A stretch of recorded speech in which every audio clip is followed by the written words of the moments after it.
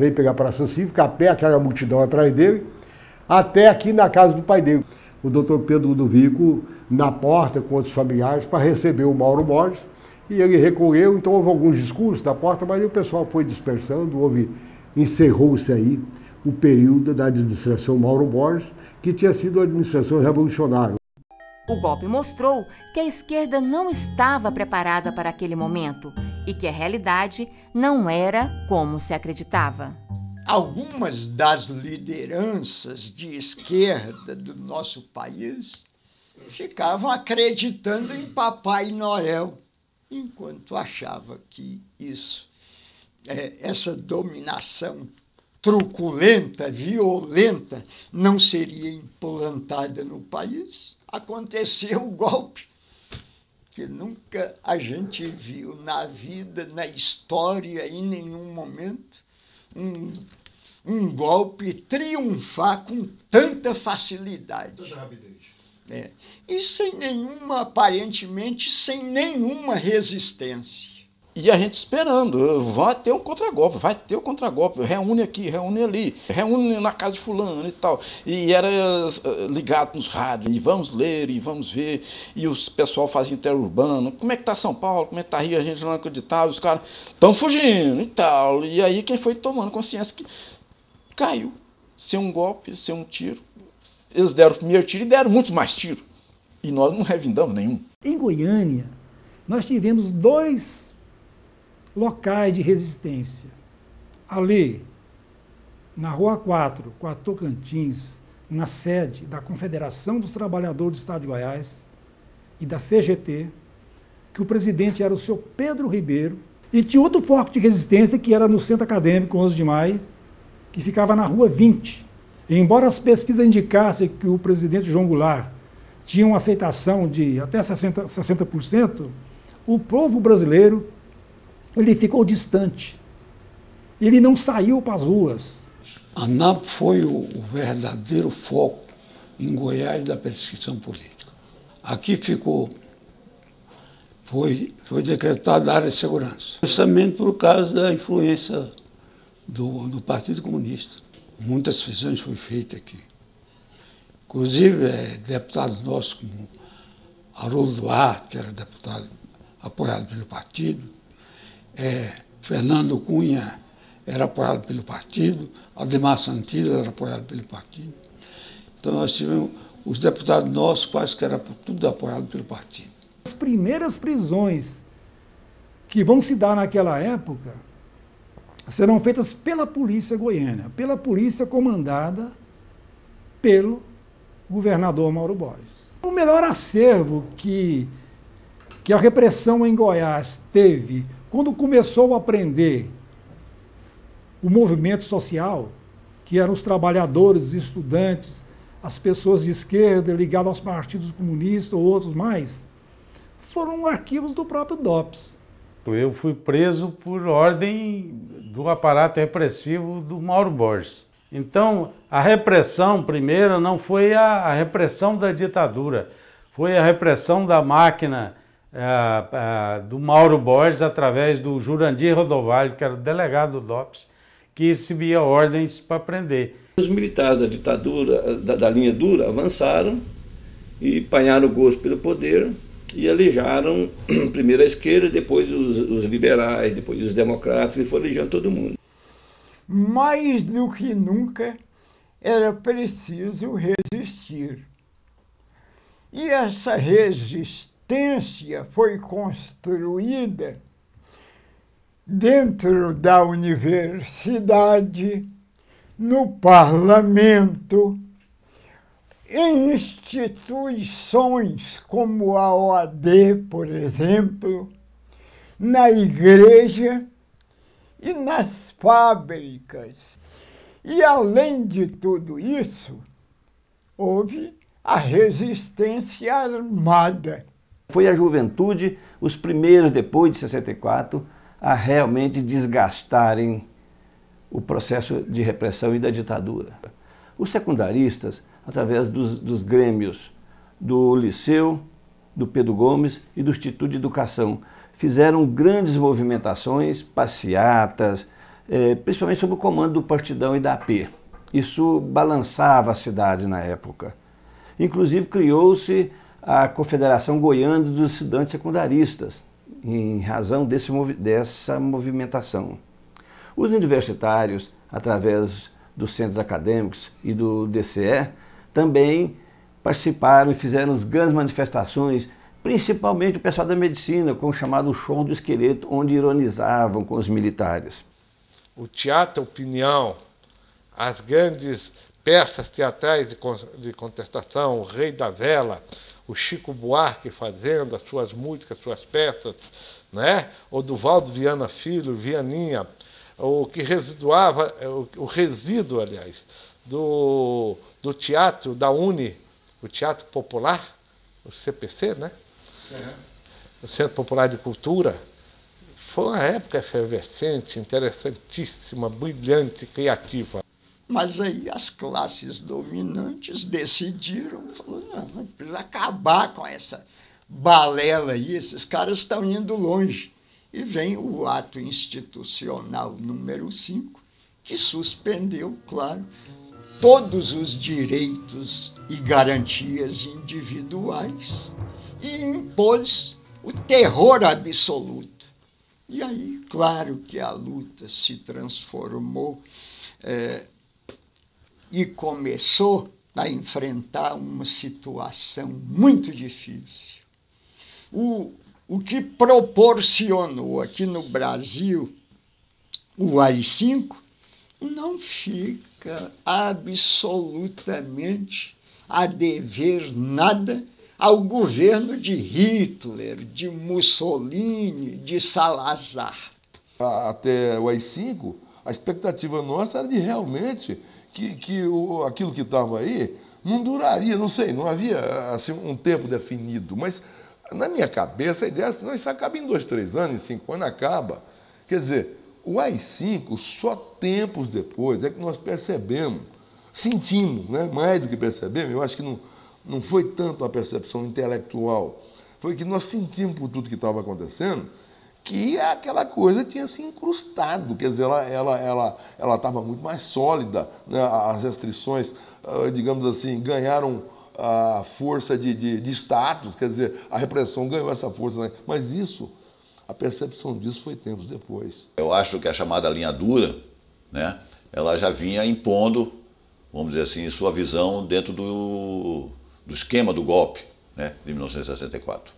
E isso, a resultante disso foi o ato institucional número 5, né, que realmente fez descer sobre todo o país, né, as cortinas escuras, né, a coisa realmente ficou fechada, nuvens sombrinhas rondando a vida de todos os militantes, de todos os cidadãos democratas do Brasil. Em todos os segmentos também, no mundo artístico também ocorreu e no mundo jornalístico, né, que tudo isso nos anos posteriores a 68, que foram os anos chamados anos de chumbo da ditadura, né. Naquela época não tinha normas, não tinha regra, não tinha lei, ninguém respeitava a lei. Não tinha habeas corpus, não tinha nada, né? Já não tinha mais, que era o AI-5, né? A coisa ficou preta para o nosso lado, a repressão realmente recrudesceu e as perseguições se acentuaram, os estudantes foram barbaramente reprimidos, tanto universitários quanto secundaristas.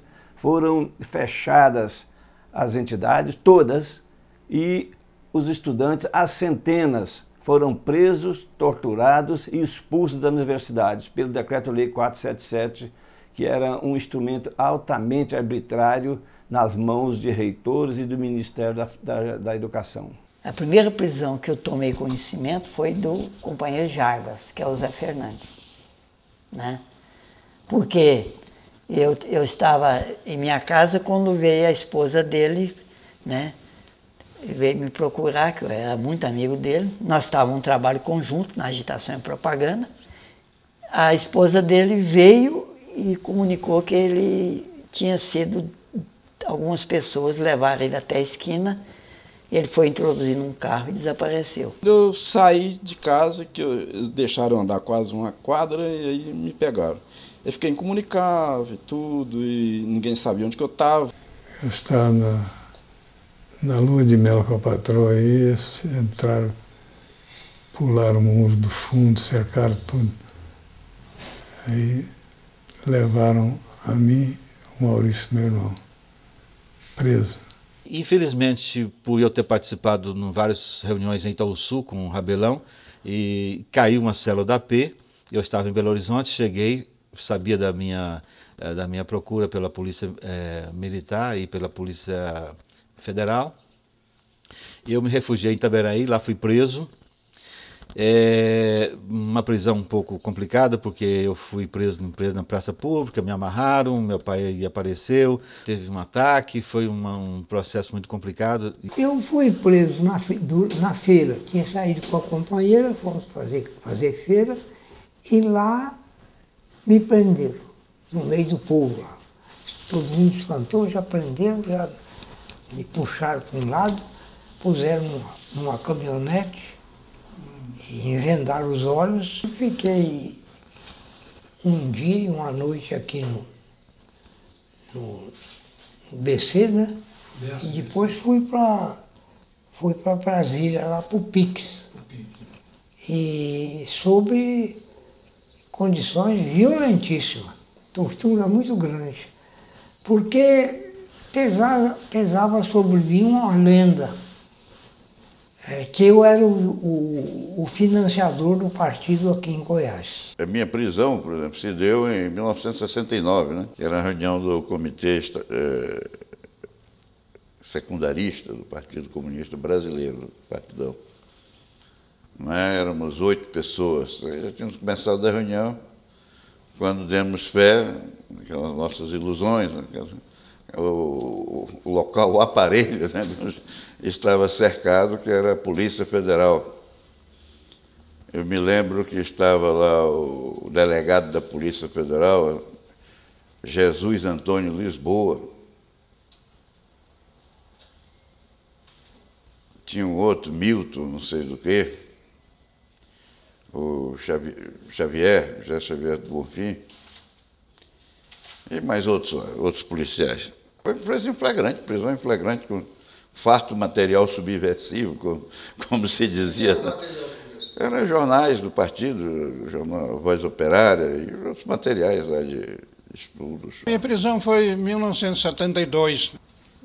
Foi no mesmo dia em que o compadre João aqui foi preso também. 2 meses e meio, mais ou menos, no 10º BC, e depois completou 5 lá no PIC, em Brasília.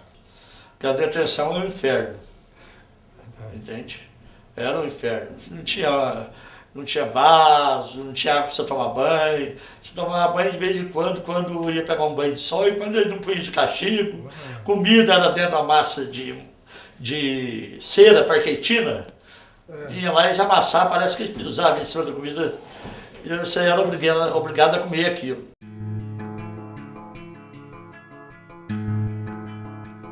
Tortura,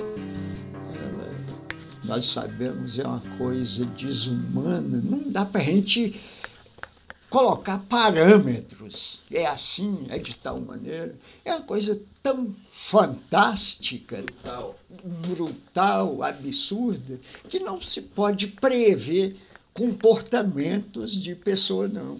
Tudo que a gente às vezes pensa que é o cúmulo do absurdo, que isso não pode, é inviável, que isso não acontece, foi muito pior.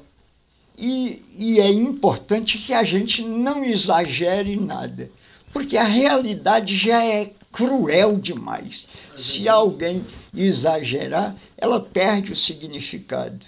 E às vezes eu sei de cada companheiro aqui, comigo também acontece, a gente peca por não levar até aquele ponto, de escrever no nível bem inferior àquilo que acontece conosco. E é isso que acontece. Eu fui torturado bastante. Eles usaram comigo afogamento em tina de água. Que mais? Choque elétrico, principalmente na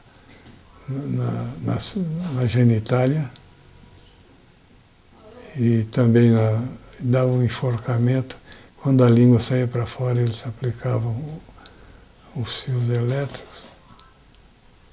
Eles aproveitavam a oportunidade para dar o suplício do telefone, quase me estouraram os tímpanos. Uma das noites que eu fui torturado aqui, no ligar os fios nas orelhas aqui, ó que dá o contato, o processo é igual do modo contínuo, do motor. A gente, ó que liga, a gente mexe assim com a cabeça, nesse sentido. E se dá choque continuamente, você vira, a sua cabeça fica assim, ó, igual do motor. Só não roda porque o pescoço não deixa. Numa dessas, eu começou a sair sangue pela boca. Saiu muito sangue pela minha boca, caiu no capuz, caiu na minha camiseta aqui. Essa noite eu pensei que eu fosse morrer. Porque estão dando choque nos ouvidos, saindo sangue pela boca, deve estourar qualquer coisa na minha cabeça. Fui torturado, ele era para o final da pista lá, se eu não entregasse. Inclusive ele era comunista, e que Dom Fernando era comunista, eu ia ser fuzilado lá na pista do aeroporto do Brasil. Eles espancavam para extrair uma informação. Se a gente falasse, ela cresce como bolo no fermento. Quanto mais fermentado, mais cresce. A gente tem que ter isso. Meu marido, eles espancou ele muito, quebrou o nariz dele, pendurou ele pelos pés. Na doença dele, ele teve crises de loucura, de desatino, achando que os médicos eram tudo policiais. As condutas médicas, ele achava que era tortura. Foi uma loucura no fim da vida dele, coitado. Agora eu fiquei com um problema no tímpano por causa dos telefones. Quando eu escutava aquela música Amada Amante, eu sabia que ele estava torturando alguém. É porque eles punham o CD muito alto para tampar os gritos do torturado. Já era para psicologicamente torturar os outros. No DOI é a mesma coisa que você está entrando no inferno, né? É um inferno de tortura. Do DOI foi uma coisa assim que eu estava ainda consciente.